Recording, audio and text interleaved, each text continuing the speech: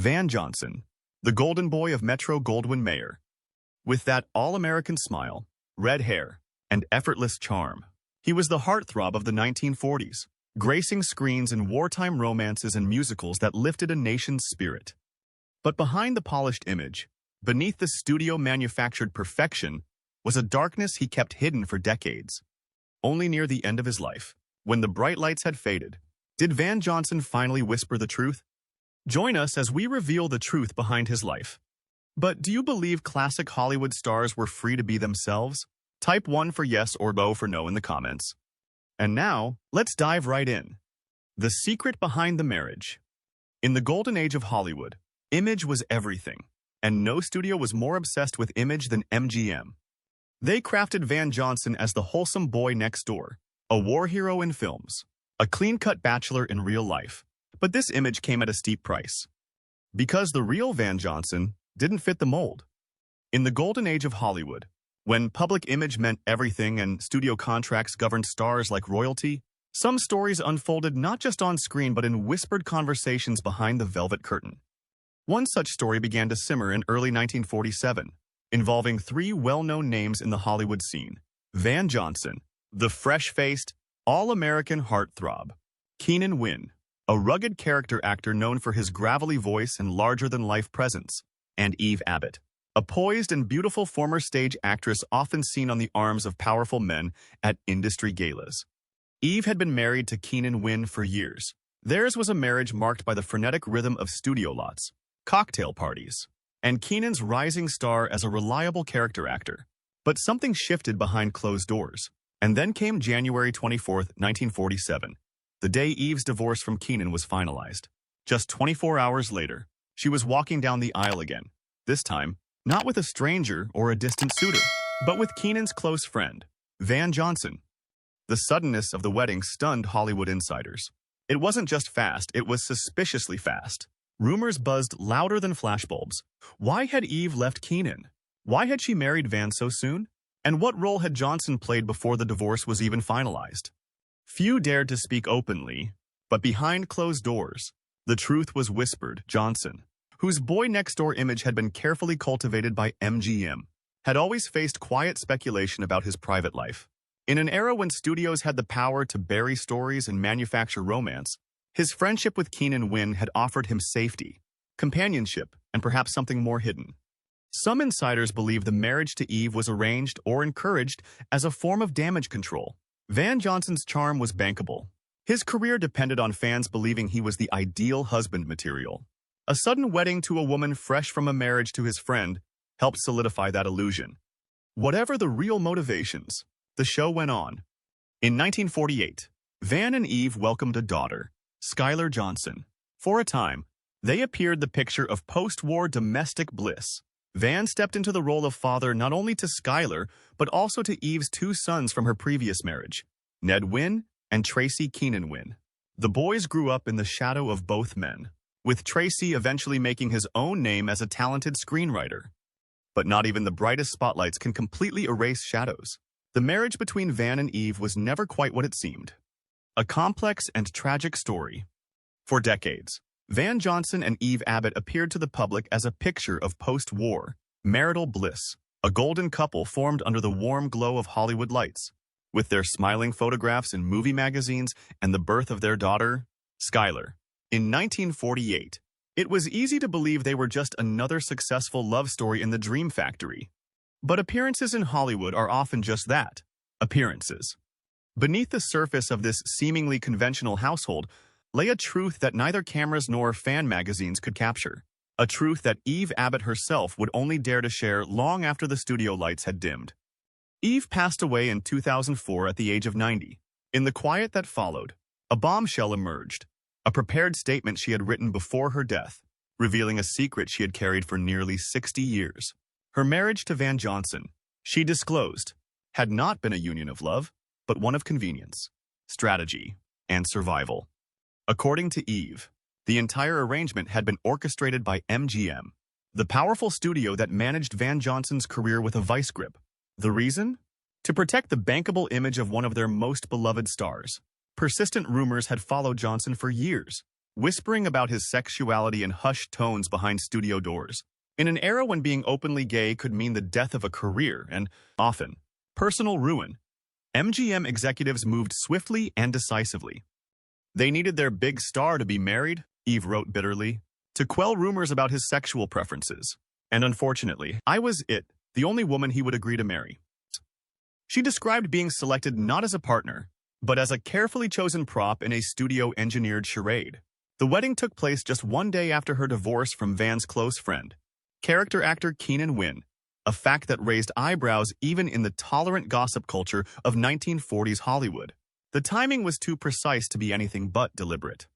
Eve's revelation cast the trio's tangled relationship, Johnson, Abbott, and Wynn, in an entirely new light. It was never simply a love triangle. It was a web of affection, loyalty, and unspoken truths that defied simple definitions. Johnson and Wynn remained close friends, even after the unusual exchange of marital ties. Some speculated that there had been more between them than friendship, though neither man ever spoke publicly about it. Meanwhile, Eve lived the role assigned to her, raising a daughter, playing the devoted wife, and watching her husband bask in public adoration as America's favorite clean-cut leading man. Van Johnson's star continued to rise through the 1940s and 50s, bolstered by roles in films like 30 Seconds Over Tokyo, Brigadoon, and The Caine Mutiny.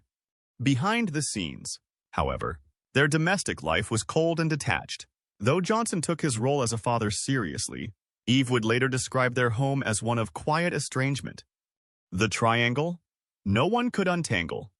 The trio's bond seemed too intertwined, too emotionally charged, to be explained away as a simple love triangle, and those closest to them felt the confusion most acutely. Even Keenan Wynn's father, the beloved and eccentric comedian Ed Wynn, once quipped in exasperation, "I can't keep them straight." Evie loved Keenan. Keenan loves Evie. Van loves Evie. Evie loves Van. Van loves Keenan. Keenan loves Van.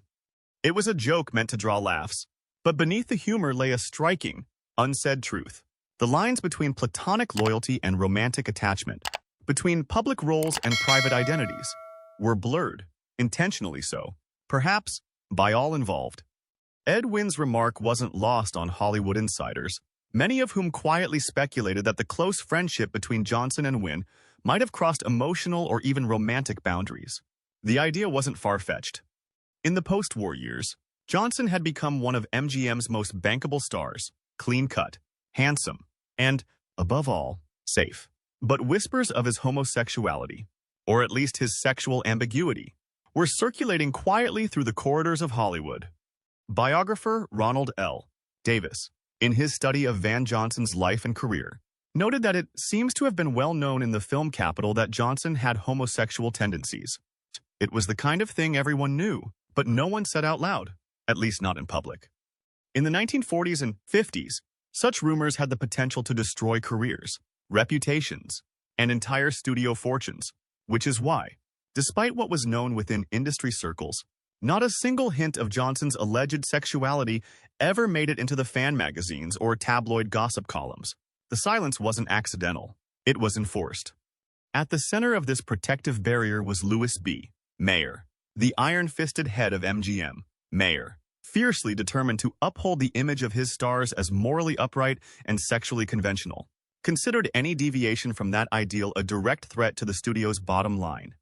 He had invested millions in cultivating Johnson's image as the perfect boy next door, a war hero in 30 Seconds Over Tokyo, a romantic lead in Brigadoon, and he was not about to let rumors derail that investment.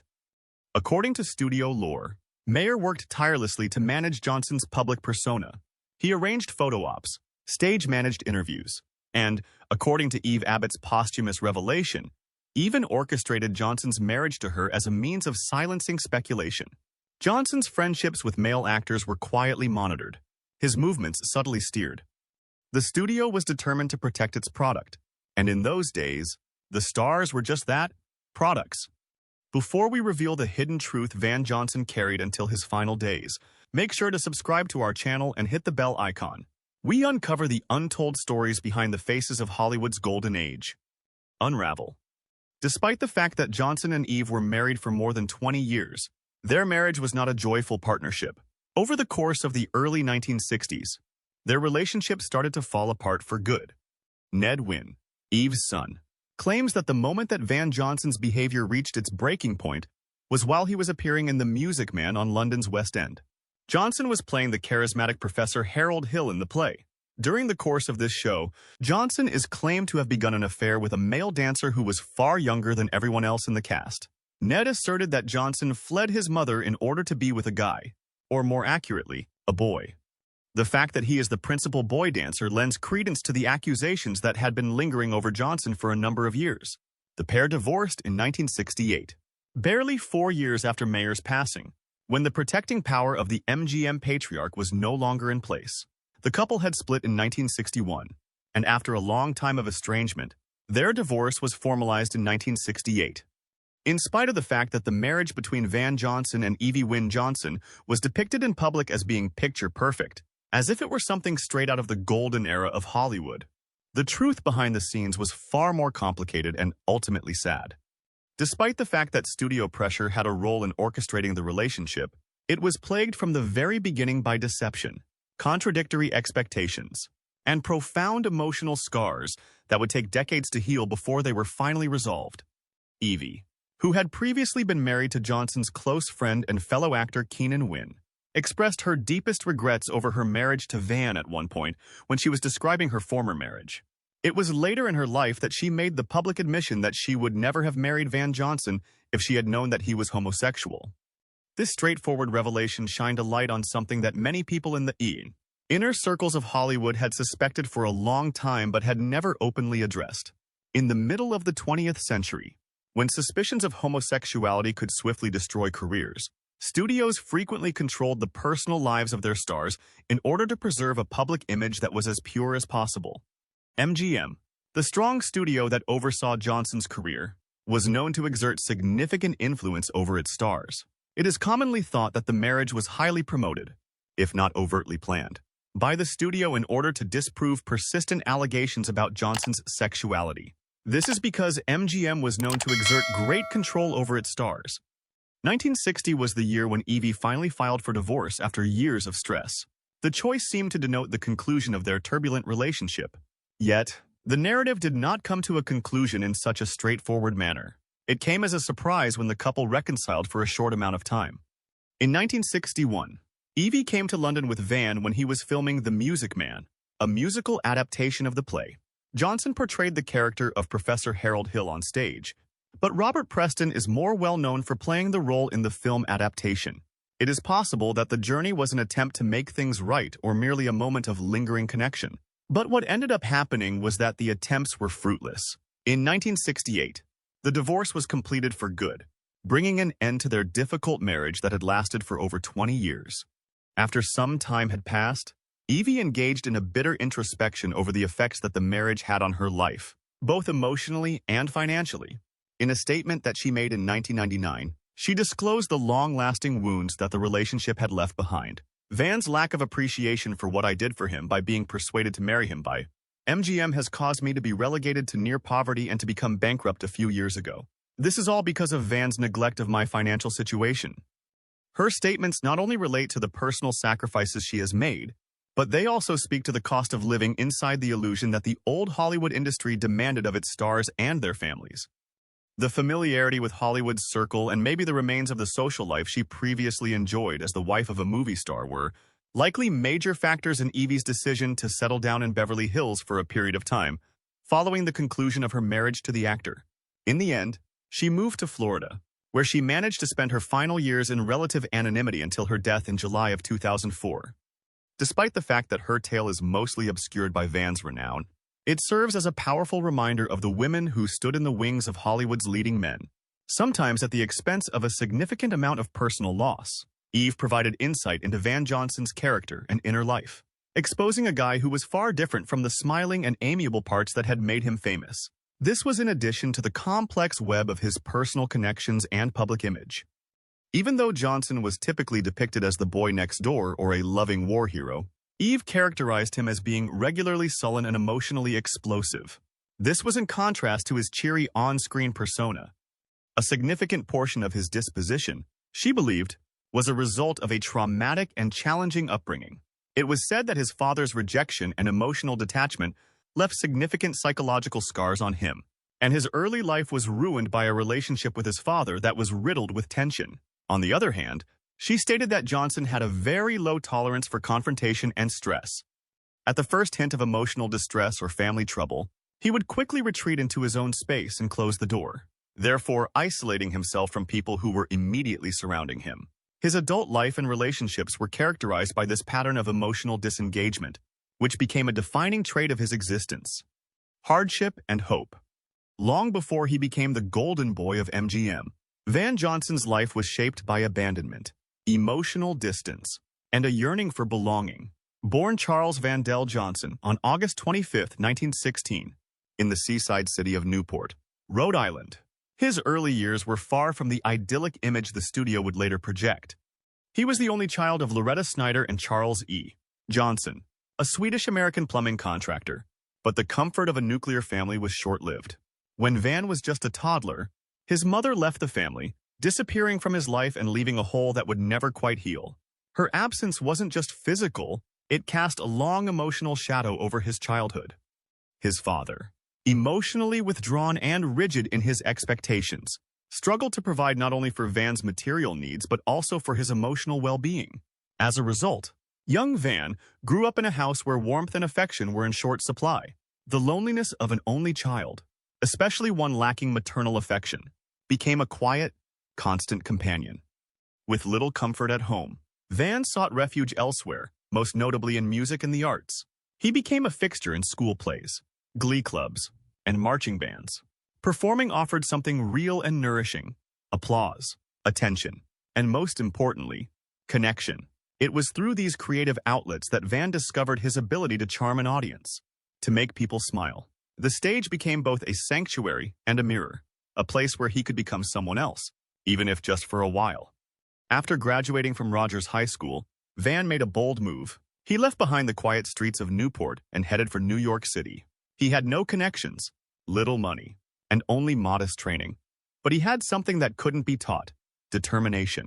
What he lacked in formal education, he made up for with charisma and an indefatigable will to succeed.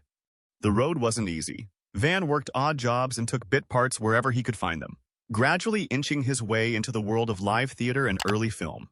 The boy who grew up in silence and shadows was now stepping onto brightly lit stages, still searching, perhaps, for the love he never received at home. Though his image would later become synonymous with carefree charm and wholesome good looks, Van Johnson's early years tell a different story. One of isolation, resilience, and a quiet battle to overcome emotional abandonment. The smile that made America fall in love was hard-won, crafted not from joy alone, but from a lifetime of needing to be seen, heard, and finally, loved. Career performing. During the beginning of his career, he began his career by performing in nightclubs and working in musical theater. He also had a term in the ensemble of Broadway productions such as New Faces of 1936 and Too Many Girls. In this early stage of his career, he was able to attract the notice of Hollywood scouts, which ultimately led to him landing tiny film roles and a contract with Warner Brothers Studio. In spite of this, his first attempt at acting in Hollywood resulted in only tiny roles, and he eventually went back to New York, uncertain about his future. It was in the early 1940s that Johnson was signed by MGM, which was the beginning of his major break. In a short amount of time, Louis B. Mayer, the chairman of the studio, noticed Van's promise and began preparing him for stardom as one of the most bankable male leads at MGM. In an age when many actors were cast as strong men or moody romantics, his pleasant appearance and kind demeanor stood out as a point of differentiation. The attraction of Van to the average person struck a chord with viewers throughout the war.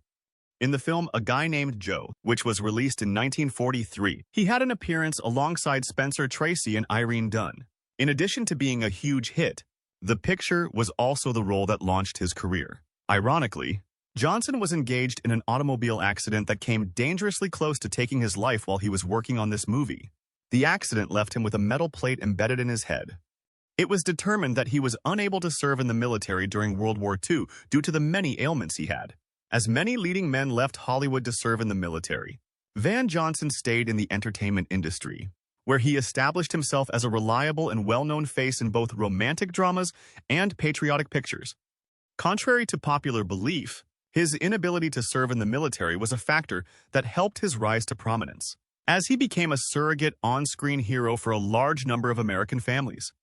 30 Seconds Over Tokyo, Two Girls and a Sailor, Thrill of a Romance, and The Caine Mutiny were among the films that Johnson starred in during the time period of the 1940s. He frequently appeared in films with some of the most famous women in MGM's history, such as Esther Williams, June Allison, and Judy Garland. Characters that were filled with sincerity and hope were commonly portrayed by him. He typically played sincere young servicemen, spouses, or lovers. The connection that Johnson shared with June Allison was particularly well-liked by viewers, and the two of them were regularly shown together on television as the epitome of the ideal partnership. While his singing and dancing abilities shined most in musical comedies, his emotional range was brought to the forefront in films such as State of the Union, in which he starred opposite Katharine Hepburn and Spencer Tracy, and Command Decision, a serious military drama. During the middle of the 1940s, when he was regarded to be one of the most successful box office attractions in the United States, Van Johnson's fame reached its pinnacle. He was featured on the covers of fan publications on a regular basis, and he got hundreds of emails from lovers all over the world every single week. Because of his impeccable and thoroughly American appearance, he was particularly well-liked by adolescent girls and the moms of those girls. The fall of the studio system in the 1950s and the emergence of new acting techniques both contributed to Johnson's film career slowing down. Nevertheless, he moved on to television and the theater in order to adapt to his new environment. According to what she stated, he had roles in a number of different television series, such as Batman, Love, American Style, The Love Boat, and Murder. On stage, he performed in parts in regional theater and national tours, including a lengthy run in La Cage aux Folles and Damn Yankees, where his stage presence remained powerful and charming to audiences. He also had a long run in both of these productions. The connection that Johnson had with his admirers remained strong even in his senior years. It was always recalled with fondness by his co-stars that he was nice and kind in spirit, and he took part in film retrospectives. The people who worked with him frequently referred to him as a real gentleman, as well as pleasant, amusing, and trustworthy. Retiring. In the early 1990s, Van Johnson, a well-known Hollywood actor whose career in the entertainment industry spanned several decades, decided to retire from performing. After removing himself from the public eye, Johnson made the decision to go to New York City in order to lead a life that was less public and more private. He resided in a penthouse apartment on the east side of Manhattan, which was situated at 405 East 54th Street to be more specific. When he moved into this area, he found himself in one of the most desired districts in the city, which is renowned for its sophisticated architecture, close proximity to Central Park, and thriving cultural environment. Having the opportunity to reside in such a renowned location enabled Johnson to take advantage of the conveniences and luxuries that come with city life, while at the same time maintaining a proximity to the entertainment industry, centers and theaters that had been the focal point of his profession in the past. Johnson, as he became older, finally moved into a living situation that was more accommodating to his requirements and required more help. Tappan Zee Manor, which is located in Nyack, New York, is an assisted living home. He relocated there. In stark contrast to the frenetic speed of Manhattan, the picturesque village of Nyack, which is located on the west bank of the Hudson River, provided a serene and caring environment. Tappan Zee Manor is well known for offering high-quality medical treatment to its inhabitants, especially those who had health issues connected to aging. This enables the residents to continue to enjoy a high quality of life even in their later years. Johnson spent his final days at this location, surrounded by trained caretakers and a community that placed a high importance on respect and decency for its older people. On December 12, 2008, Van Johnson, who was 92 years old at the time of his death, passed away at Tappan Zee Manor. The fact that he lived for such a long period is remarkable, especially when one considers the numerous difficulties that a life in Hollywood may occasionally offer. Following his passing, Johnson's remains were cremated, a decision that may have been motivated by a desire for simplicity or a personal inclination that was in keeping with contemporary memorial traditions. Legacy. Although his death marked the end of an era, the legacy of his work in cinema and television continues to be recognized and honored by fans and historians alike. His work in both mediums was a remarkable achievement. Van Johnson was never nominated for an Academy Award, which is a fact that many people who value his contributions to the film industry find surprising. His work spanned a lengthy period of time and was quite successful. At the height of his career, notably in the 1940s and 1950s, Johnson was most recognized for his dependably upbeat and friendly screen appearance. This was especially effective throughout the 1940s and 1950s. As a result of his ability to bring warmth, honesty, and a charm that was easily approachable to his characters, he was able to win over audiences. He frequently played the cliché of the boy next door. This affability and dependability made him a mainstay in Hollywood musicals, dramas, and comedies, despite the fact that it occasionally caused him to be missed by award committees that were more focused on more dramatic or pioneering performances. However, after Johnson's passing, a number of cinema reviewers and historians have re-examined his body of work and discovered that he possessed a more profound skill that lay underneath his cheery demeanor. Among these critics, Johnson was able to provide a performance that was worthy of an Academy Award, which is more than the majority of movie stars can say about themselves. According to this statement, Johnson's lack of official award recognition was not due to a lack of technique or creativity. Rather, it was due to the types of parts he was placed in and the prevalent views of the time period regarding performers with his unique style. He displayed complexity, emotional depth, and honesty in his performances, all of which could have been hailed with more praise if the circumstances had been different. Van Johnson was designated with a star on the Hollywood Walk of Fame, which can be found at 6600 Hollywood Boulevard, in recognition of the significant and long-lasting contributions he has made to the film industry.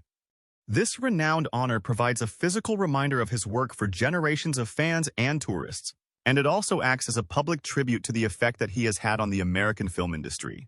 Not only does the star represent his achievement, but it also represents the admiration and respect that he has garnered and earned inside the profession.